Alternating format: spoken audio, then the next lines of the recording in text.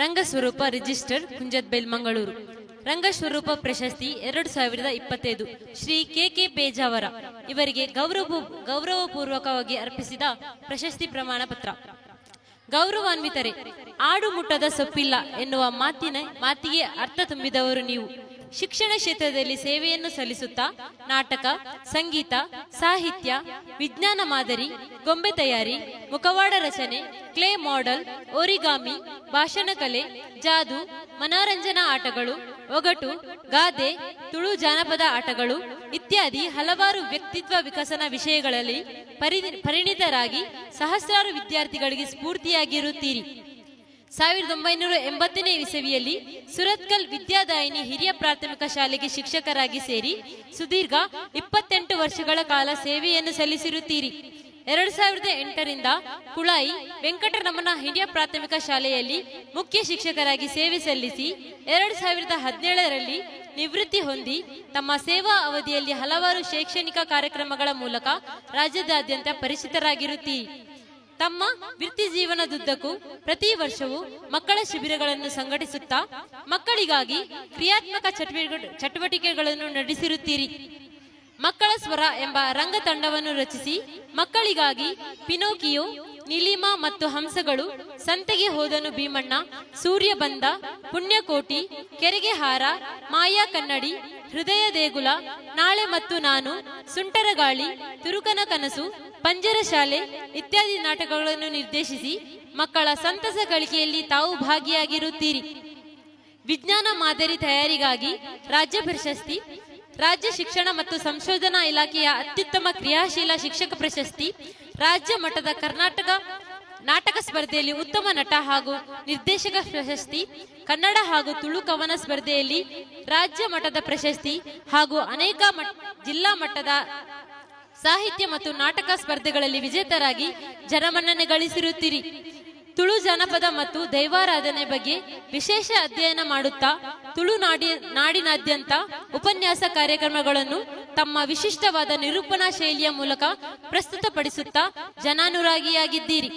2010ರಲ್ಲಿ ಧರ್ಮಸ್ಥಳದಲ್ಲಿ ನಡೆದ ವಿಶ್ವ ತುಳು ಸಮ್ಮೇಳನದ ಉದ್ಘಾಟನಾ ಸಮಾರಂಭದಲ್ಲಿ ತಮ್ಮ ವಿಶಿಷ್ಟ ತುಳು ಭಾಷಾ ನಿರೂಪಣಾ ಶೈಲಿಯ ಮೂಲಕ ಕಾರ್ಯಕ್ರಮ ನಿರೂಪಕನಾಗಿ ಮಾತ್ರವಲ್ಲದೆ ತುಳುನಾಡಿನ ಗ್ರಾಮೀಣ ಆಟಗಳ ಬಗ್ಗೆ ವಿಶೇಷ ಉಪನ್ಯಾಸ ಹಾಗೂ ಪ್ರಾತ್ಯಕ್ಷಿಕೆ ನೀಡಿ ಜನಮನ ಸೆಳೆದವರು ನೀವು.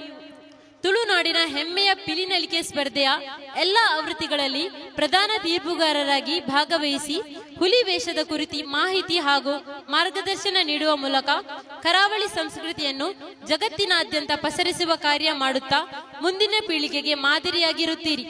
ಕಳೆದ 25 ವರ್ಷಗಳಿಂದ ನಮ್ಮ ಟಿವಿ V4, ಡೈಜಿ ವರ್ಲ್ಡ್ ನಂತಹ ಸ್ಥಳೀಯ ದೃಶ್ಯ ಮಾಧ್ಯಮಗಳಲ್ಲಿ ವಿವಿಧ ಕಾರ್ಯಕ್ರಮಗಳನ್ನು ನಿರ್ವಹಿಸುತ್ತಾ ಬಂದಿರುತ್ತೀರಿ. ಹಲವಾರು ತುಳು ಚಲನಚಿತ್ರ ಹಾಗೂ ನಾಟಕಗಳಿಗೆ ಶೀರ್ಷಿಕೆ ಗೀತೆಗಳನ್ನು ರಚಿಸಿ ತುಳುನಾಡಿನ ಮನೆ ಮಾತಾಗಿರುತ್ತೀರಿ. ಇತ್ತೀಚೆಗೆ ಬಿಡುಗಡೆಗೊಂಡ ಬಿರ್ದದ ಕಂಬುಲ ತುಳು ಚಲನಚಿತ್ರದ ಶೀರ್ಷಿಕೆ ಹಾಡು ಎರು ಬಂಟೆ ಬನ್ನಗ ಎನ್ನುವ ತುಳು ಎಲ್ಲರ ಮನಸ್ಸನ್ನು ಗೆದ್ದಿರುವುದು ನಮಗೂ ಹೆಮ್ಮೆ.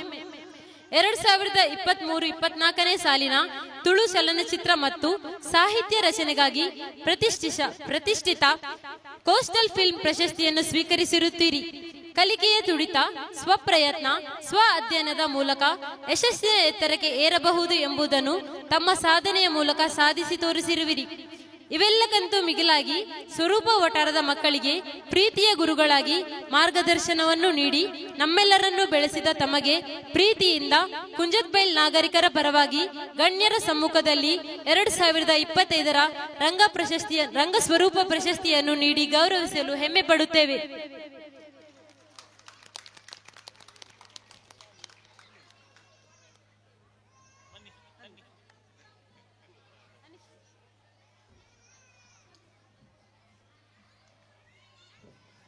ಗೋವಿಂದ್ ಮಡಿವಾಳ್ ಸರ್ ಹಾಗೂ ಶಿವಪ್ರಕಾಶ್ ಸರ್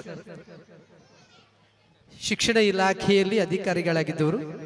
ಶಿಕ್ಷಣ ಇಲಾಖೆಯಲ್ಲಿ ಕೆ ಪೇಜಾವರ ಅವರನ್ನು ಸಾಕಷ್ಟು ಚಟುವಟಿಕೆಗಳಿಗೆ ಅವರನ್ನು ಬಳಸಿಕೊಂಡು ಅವರಿಗೆ ಪ್ರೋತ್ಸಾಹವನ್ನು ಕೂಡ ನೀಡಿದವರು. ಈ ಸಂದರ್ಭ ಬಹಳಷ್ಟು ಹೆಮ್ಮೆ ಆಗ್ತಾ ಇದೆ ನಮಗೆ. ಇವರು ಅವರ ಅಧಿಕಾರಿಗಳು ಅವರು ಶಿಕ್ಷಕನನ್ನ ಸನ್ಮಾನಿಸ್ತಾ ಇರುವಂಥದ್ದು ಮತ್ತು ಈ ಭಾಗದ ಮಕ್ಕಳು ತಮ್ಮ ಪ್ರೀತಿಯ ಸರ್ ಅನ್ನ ಖುಷಿಯಿಂದ ಅಭಿನಂದಿಸಿರುವಂಥದ್ದು ಬಹಳಷ್ಟು ಖುಷಿ ಪಡ್ತಾ ಇದೆ.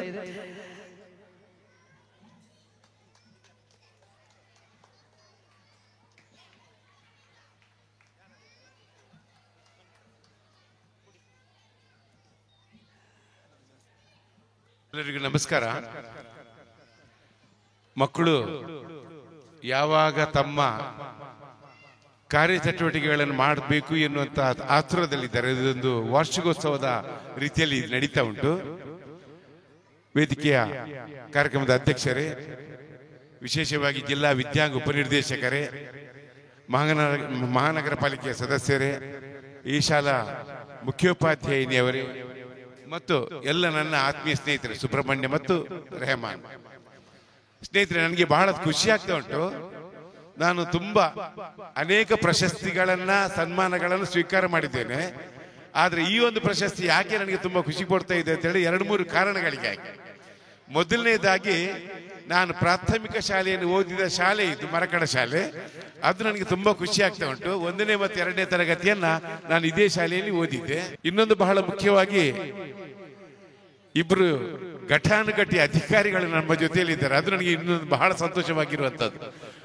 ಗೋವಿಂದ ಮಡಿವಾಳ ಸರ್ ಮತ್ತು ಶಿವಪ್ರಕಾಶ್ ಸರ್. ನಾನು ಅದನ್ನ ಹೇಗೆ ಹೇಳ್ಬೇಕಂದ್ರೆ ಗೊತ್ತಾಗೋದಿಲ್ಲ. ಬಹಳ ಮುಖ್ಯವಾಗಿ ಒಂದು ಮಾತನ್ನ ಹೇಳುವುದಾಗಿದ್ರೆ, ಗೋವಿಂದ ಮಡಿವಾಳ ಸರ್ ಬಗ್ಗೆ ಬಹಳ ನಮಗೆಲ್ಲ ಅತ್ಯಂತ ಪ್ರೀತಿ ಪಾತ್ರರವರು. ಮಕ್ಕಳಿಗೆ ಇದು ಅರ್ಥ ಆಗ್ತದೆ ಇಲ್ಲೋದು ಗೊತ್ತಿಲ್ಲ, ಪೋಷಕರಿಗಾದ್ರೂ ಅರ್ಥ ಆಗ್ಲಿ ಅಂತ ಹೇಳಿ ಈ ಮಾತನ್ನು ಹೇಳ್ತಾ ಇದ್ದೇನೆ. ಎಷ್ಟು ದಕ್ಷ ಮತ್ತು ಪ್ರಾಮಾಣಿಕ ಅಂತ ಹೇಳಿದ್ರೆ, ಒಂದು ಚಿಕ್ಕ ಉದಾಹರಣೆಯನ್ನು ಹೇಳಿಕೆ ಬಯಸ್ತೇನೆ ಸರ್, ದಯವಿಟ್ಟು ತಪ್ಪು ತಿಳ್ಕೊಳ್ಬೇಡಿ. ಸುಮಾರು ವರ್ಷಗಳ ಹಿಂದೆ ನಾನು ಇಲಾಖೆಗೆ ಒಂದು ಟ್ಯಾಬ್ಲೋ ಕಾಣ್ಬೇಕು, ಟ್ಯಾಬ್ಲೋನ ಅಥವಾ ಸ್ಟೇಜ್ ಏನೋ ಸೆಟ್ ಮಾಡಿ ಕೊಟ್ಟಿದ್ದೆ. ನನ್ನ ಮುಂದಾಳುತ್ವದಲ್ಲಿ ನಾನು ತಯಾರು ಮಾಡಿ ನಮ್ಮ ಕಲಾವಿದರನ್ನೆಲ್ಲ ಸರಿ ಮಾಡಿಕೊಂಡು ಮಾಡಿದ್ದೆ. ಆ ಸಂದರ್ಭದಲ್ಲಿ ನನಗೆ ಇಲಾಖೆಯಿಂದ 5,000 ಬರಬೇಕಿತ್ತು.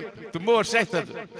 ಆ 5,000ವನ್ನ ಅವ್ರು ಹೇಗೆ ಕೊಟ್ಟಿದ್ದಾರೆ ಅಂತ ಹೇಳಿದ್ರೆ, ಒಂದು ದಿನ ಬೆಳಗ್ಗೆ ನಮ್ಮ ಮನೆಯಲ್ಲಿ ಲ್ಯಾಂಡ್ಲೈನ್ ಫೋನ್ ಇತ್ತು. ಬೆಳಗ್ಗೆ ಫೋನ್ ಮಾಡಿ, ಪೇಜಾವ್ರ ಎಲ್ಲಿದ್ದೀರಿ ಅಂತ. ಮನೆಯಲ್ಲಿದ್ದೇನೆ ಸರ್, ಒಂಚೂರು ತಿರಚಿ ಆಸ್ಪತ್ರೆ ಕಡೆ ಬರ್ಬೋದು ಹೇಳಿ. ನನಗೆ ಶಾಕ್ ಆಯ್ತು.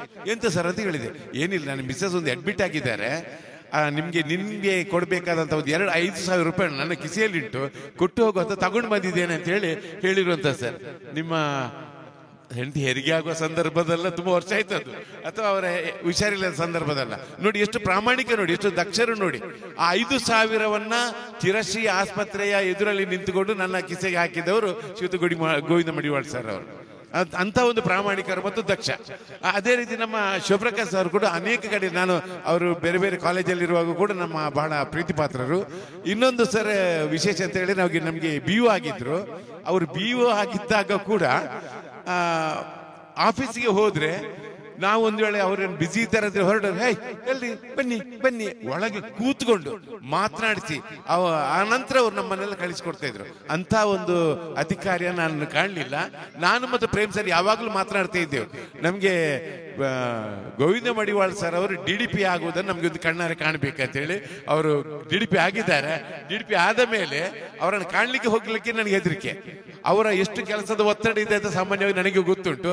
ಹಾಗಾಗಿ 1-2 ಸಾರಿ ಹೋಗಿ ಅರ್ಧದಲ್ಲಿ ವಾಪಸ್ ಬಂದಿದ್ದೇನೆ. ಸರ್, ನಿಮ್ಮ ಕೆಲಸದ ಒತ್ತಡದಲ್ಲಿ ನಮ್ಮ ತೊಂದರೆ ಆಗೋದು ಬೇಡ ಅಂತ ಹೇಳಿ ಒಂದದು.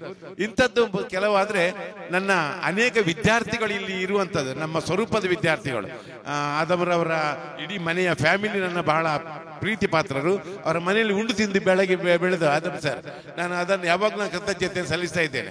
ಗೋಪಾಡ್ಕರ್ ಅವರ ಮನೆ ಇದ್ದಾಗ ಸಂದರ್ಭದಲ್ಲಿ ನಮಗೆ ಕಾಫಿ ತಿಂಡಿ ಇಲ್ಲದಿದ್ರೆ ಆದಮ್ ಸರ್ ಅವರ ಮನೆಯಿಂದ ನಮಗೆ ಬರ್ತಾ ಇತ್ತು. ಅದು ಯಾವುದೇ ತಿಂಡಿ ಆಗಲಿ ಕಾಫಿ ಆಗಲಿ ಯಾವ್ದಾದ್ರು ಬರ್ತಾ ಇತ್ತು. ಗಂಜಿ ಊಟ ಸಮೇತ ಕಳಿಸ್ಕೊಡ್ತಾ ಇದ್ರು. ಇದು ಇನ್ನೊಂದಾದ್ರೆ ಮತ್ತೊಂದು ನಾನು ಯಾವಾಗಲೂ ಹೇಳ್ತೇನೆ ಸರ್, ಈ ಶಿಬಿರ ಉಂಟಲ್ಲ, ಇದು ನಿತ್ಯ ಶಿಬಿರ ಆಗ್ಬೇಕಂತ ಹೇಳಿ ಮಕ್ಕಳು ನಿತ್ಯ ಸಂಭ್ರಮಿಸ್ಬೇಕು. ಆ ನಿತ್ಯ ಸಂಭ್ರಮ ಯಾವಾಗ ಇರ್ತದೆ ಆವಾಗ ಅದು ಶಿಕ್ಷಣಕ್ಕೆ ಒತ್ತು ಬರ್ತದೆ ಅಂತ ಹೇಳಿದ್ರು. ವಿವೇಕಾನಂದರು ಒಂದು ಮಾತನ್ನು ಹೇಳ್ತಾರೆ, ನಮ್ಮ ಶಿಕ್ಷಣವೆಂದರೆ ಪುಸ್ತಕದ ಬದನೆಕಾಯಿ ಅಲ್ಲ, ಅದು ಮಾನಸಿಕ ಬೆಳವಣಿಗೆ ಅಂತ ಹೇಳಿ. ಆ ಮಾನಸಿಕವಾದಂಥ ಬೆಳವಣಿಗೆ ಆಗುವಂತ ಯಾವ ವಿಚಾರಗಳು ನಮ್ಮ ಶಾಲೆಯಲ್ಲಿ ಮಕ್ಕಳಿಗೆ ಸಿಗ್ತದ, ಆವಾಗ ವಿದ್ಯಾರ್ಥಿಗಳು ತನ್ನಷ್ಟಕ್ಕೆ ಬೆಳೆಸ್ತಾರೆ. ಸರ್, ನಾನು ಸ್ವಲ್ಪ ಕ್ರಿಯಾಶೀಲವಾಗಿ ಬೆಳೆಸಿಕೊಂಡದಕ್ಕೆ ಕಾರಣವನ್ನ ಎರಡು ಮೂರು ಉದಾಹರಣೆ ಹೇಳ್ತೇನೆ. ನೀವು ಅವಾಗ BO ಆಗಿರ್ಲಿಲ್ಲ, ನಮ್ಮ ಮನೆಯಲ್ಲಿ ಒಂದು ತೆಂಗಿನ ಮಕ್ಕಳ ಕೇಳಿ, ನಮ್ಮ ಶಾಲೆಯಲ್ಲಿ ಒಂದು ತೆಂಗಿನ ಮರ ಮುರಿದು ಬಿದ್ದಿತ್ತು. ಪ್ರೇಮ್ ಸರ್ ಅವರಿಗೆ ಗೊತ್ತುಂಟು. ಆ ತೆಂಗಿನ ಮರವನ್ನ ಒಂದಿಷ್ಟು ಆಳೆತ್ತರದಲ್ಲಿ ತೆಂಗಿನ ಒಂದಿಷ್ಟೆತ್ತರ ತುಂಡಾಗಿ ಬಿದ್ದಿತ್ತು.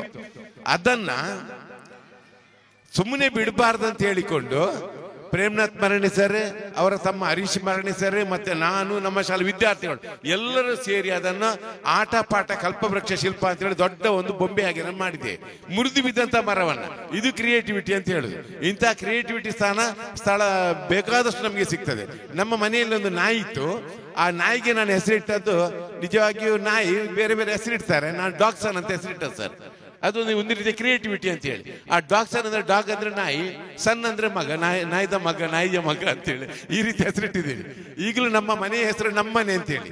ಅದು ನಮ್ಮ ಮನೆ, ಅದು ಕನ್ನಡದಲ್ಲಿ ನಮ್ಮನೆ ಅಂತೇಳಿ ನಮ್ಮ ಮನೆ, ತುಳುವಿನಲ್ಲಿ ನಮ್ಮನೆ ಅಂದ್ರೆ ಎಂಕಲ್ ಮನೆ ಅಂತೇಳಿ. ಹಾಗೆ ಎರಡು ಒಟ್ಟು ಸೇರಿ ಆಗ್ಬೇಕಂತೆ. ನನ್ನದೊಂದು ಪುಟ್ಟ ಕಾರು ಉಂಟು. ಆ ಕಾರಿನ ಹೆಸರು ಸುಮ್ಮನೆ ಅಂತೇಳಿ. ಕಾರು, ಸ್ಕೂಟರ್ ಯಾವುದೇ ಇದ್ರು ಕೂಡ ವಾಹನಗಳಿಗೆ ಸುಮ್ಮನೆ ಅಂತ ಹೆಸರಿಟ್ಟದು. ಸುಮ್ಮನೆ ಅಂತ ಹೇಳಿದ್ರೆ ಸುಂದರ ಮನಸ್ಸಿನ ಮಕ್ಕಳ ನೆನಪಿಗೆ ಅಂತೇಳಿ.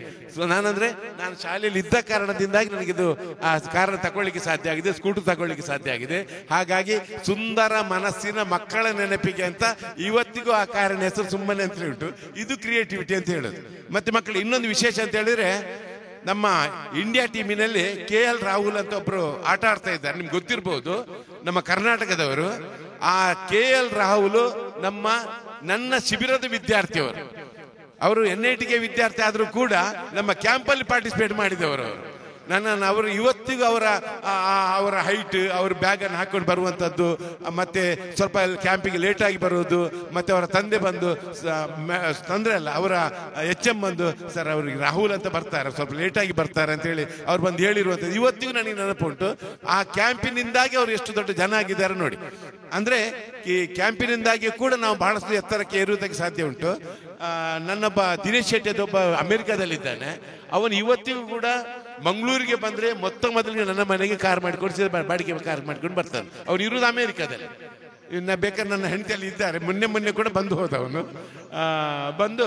ಬಂದು ಕಾಲು ಹಿಡಿದು, ಸರ್ ನಮಸ್ತೆ ಸರ್, ನಿಮ್ಮಿಂದಾಗಿ ನಾವು ಇಷ್ಟು ಎತ್ತರಕ್ಕೆ ಏರಿದಕ್ಕೆ ಸಾಧ್ಯ ಆಗಿದೆ ಅಂತ ಹೇಳಿಕೊಂಡು ಹೋಗ್ತಾರೆ. ಇದು ನಮ್ಮ ಇದಲ್ಲ, ಆದ್ರೆ ನಾವು ನಮ್ಮ ಮಕ್ಕಳನ್ನು ಎಷ್ಟು ಪ್ರೀತಿಯಿಂದ ಕಾಣ್ತೇವೆ ಅದು ಕಾರಣ ಆಗಿದೆ ಅಂತ ಹೇಳುತ್ತಾ ನನಗೆ ಬಹಳ ಗೌರವದ ಸ್ಥಾನ ಕೊಟ್ಟಿದ್ದೀರಿ ಪ್ರೇಮ್ ಸರ್, ಜುಬೇರ್, ಮತ್ತೆ ವಿಶೇಷವಾಗಿ ಸುಬ್ರಹ್ಮಣ್ಯ ಸರ್. ಅವ್ರು ನಮ್ಮ ಇಡೀ ರಂಗ ಸ್ವರೂಪದ ದೊಡ್ಡ ಶಕ್ತಿ ಸುಬ್ರಹ್ಮಣ್ಯ. ಅವರ ಕೆಲವು ಕಾರ್ಯಕ್ರಮಗಳು ಕೂಡ ನಾನು ಹೋಗಿದ್ದೆ. ನಾನು ಏನೇ ಇರಲಿ ಒಂದು ಒಳ್ಳೆಯ ನನಗೆ ಸ್ಥಾನಮಾನವನ್ನು ಕೊಟ್ಟಿದ್ದೀರಿ. ಅದು ನಿತ್ಯ ನಿರಂತರವಾಗಿ ನೀವು ಕೊಟ್ಟಂತ ಆ ಮೊಮೆಂಟ್ ಇರಬಹುದು ಅಥವಾ ಪ್ರಮಾಣ ಪತ್ರ ಇರಬಹುದು, ನಿತ್ಯ ನಿರಂತರವಾಗಿ ನಮ್ಮ ಗೋಡೆಯಲ್ಲಿ ನಾಳೆಯೇ ಹೋಗಿ ಅದು ಹ್ಯಾಂಗಾಗ್ತಾ ಇರ್ತದೆ, ಅದು ರಾರಾಜಿಸ್ತದೆ. ಹಾಗಾಗಿ ರಂಗ ಸ್ವರೂಪದ ಹೆಸರು ಯಾರ ಮನೆಗೆ ಬಂದರೂ ಕೂಡ ಗೊತ್ತಾಗ್ತದೆ. ಸುಮಾರು ನನ್ನ ಹತ್ರ ಮೊಮೆಂಟ್ಗಳು ಒಂದು ಪಿಕಪ್ನಷ್ಟುಂಟು ಸರ್. ಒಂದು ಪಿಕಪ್ ಅಲ್ಲಿ ಲೋಡ್ ಮಾಡಬಹುದು, ಅಷ್ಟುಂಟು. ಆದ್ರೆ ಇವತ್ತು ನಾನು ಖುಷಿ ಪಟ್ಟಷ್ಟು ಬೇರೆ ಯಾವತ್ತೂ ಖುಷಿ ಪಟ್ಟುಕೊಳ್ಳಿಲ್ಲ. ಏನೇ ಇರಲಿ, ಇಂಥದ್ದು ಅತ್ಯಂತ ಅದ್ಭುತವಾದಂತ ಒಂದು ಕ್ಷಣವನ್ನು ನಾನು ಕೊಟ್ಟಿದ್ದೀರಿ. ನಿಮಗೆ ರಂಗ ಸ್ವರೂಪದ ಎಲ್ಲ ನನ್ನ ಸ್ನೇಹಿತರಿಗೆ ಮಗದೊಮ್ಮೆ ವಿಶೇಷವಾಗಿ ನಮ್ಮನ್ನು ಬೆಳೆಸಲಿಕ್ಕೂ ಕಾರಣರಾದಂತಹ ಗೋಪಾಳ್ಕರ್ ಸರ್ರನ್ನ ಈ ಸಂದರ್ಭದಲ್ಲಿ ನೆನಪಿಸಿಕೊಳ್ಳುತ್ತಾ ನನ್ನ ಮಾತನ್ನು ಮುಗಿಸ್ತಾ ಇದ್ದೇನೆ. ಎಲ್ಲರಿಗೂ ಶುಭ ವಂದನೆಗಳು.